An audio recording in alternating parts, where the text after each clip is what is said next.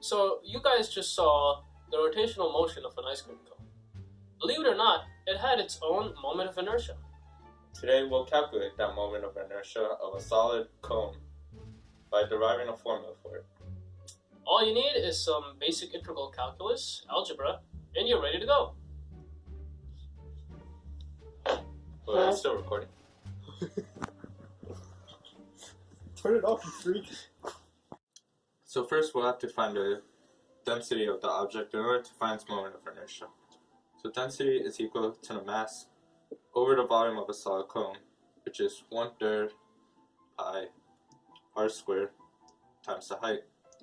Now we need to find dm. We know dm is equal to density times the change in volume of the cross section, which is here.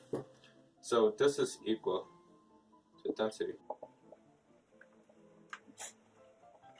times the volume of the cross section, which is equal to pi r squared times dx.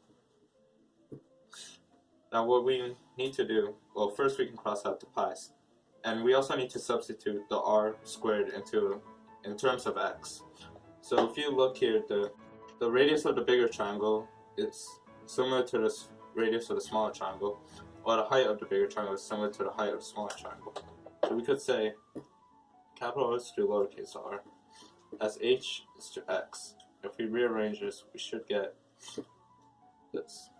Now if we substitute this back in for r squared, we'll get a few moments later times r squared, so that'll be r squared x squared times the height squared. So we can cancel out the r squares, and this will leave us with 3m x squared over h cubed. So earlier we found the change in mass as you go from the tippy top to the cone, of the cone to the bottom, is 3m over h cubed times x squared. And we also know that the change in inertia, the change in moment of inertia, as you take cross sections from, again, top to bottom, is 1/2 change in mass times the radius of the cross section square. So we're just gonna plug in the change in mass in this equation.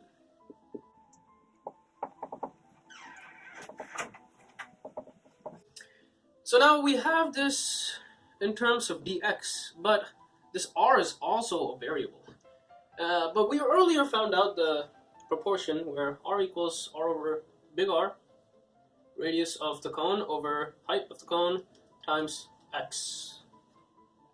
So, again, plug it back in, fast forward through this. much later Alright, simplify a bit. much later. Okay. So now, because we want to find the moment of inertia of the whole cone, we have to integrate from the top to the bottom, which is represented by the height over here. So integral from 0 to h, bi 1/2 3m r squared over h cubed times the integral of 0 to h, x to the 4th, dx. Fast forward through this real quick. A lot of boring math later. And last step, the inertia of a solid cone is equal to 3, let me change the color real quick, is equal to 3 over 10 times the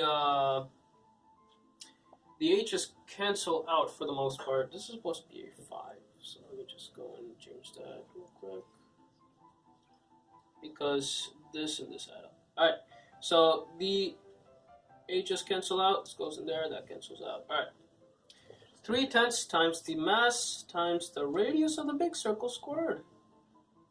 And there we have it.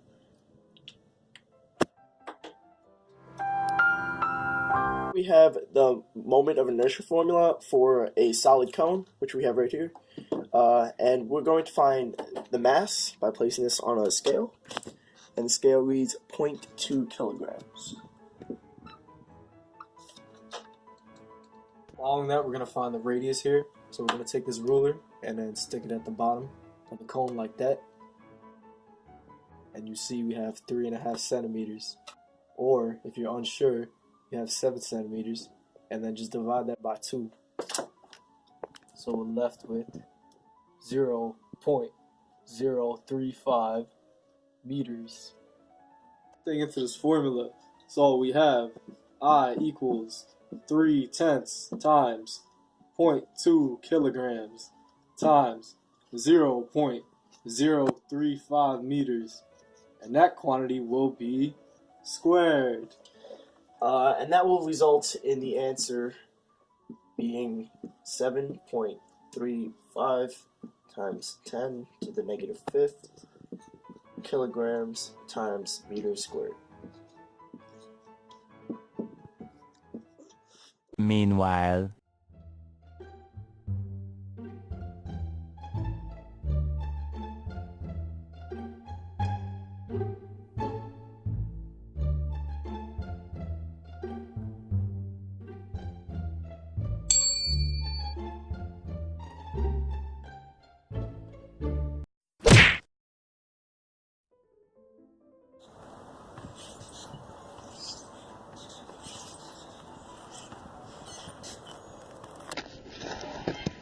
No!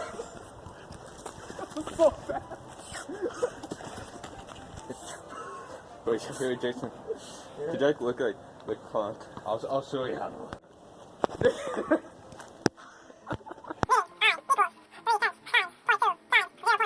5 squared. I wrote the same thing twice. Yo, why did you... I didn't realize what I was doing. Derive the formula. Derive the formula, yeah. Alright, you ready? Yeah, wait, I was rolling. I thought that you guys Did could... you record Ian? Yeah, he was like humping the air.